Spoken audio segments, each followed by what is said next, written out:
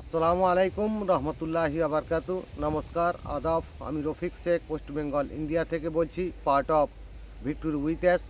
তাই অ্যাসের সম্বন্ধে দু চার লাইন কবিতা আমি আপনাদের সামনে তুলে ধরবো। যে মিথ্যার পিছনে ছুটেছি, সত্যটাকে তুলে ধরতে ভয় পাচ্ছে, সেই সত্যটাকে আমাদেরকে তুলে ধরতে হবে।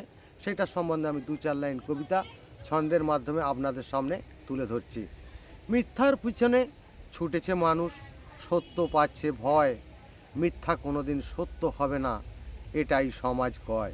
মিথ্যা বলে মানুষের মনে ভাবছে বড়ই নেতা, সত্য যখন সামনে আসবে শুকিয়ে যাবেই কাঁটা।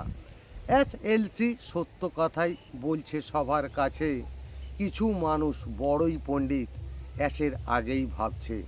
অ্যাস বলছেন সকল মানুষ আমার বন্ধু নাহি হবে, অ্যাসের আগে কথা বললেই তারাই ধ্বংস হবে। মানুষের মতো দেখতে কিছুই মানুষ কিন্তু থাকবে, সতের প্রতীক যারাই হবে মুখোশধারীর চিনবে।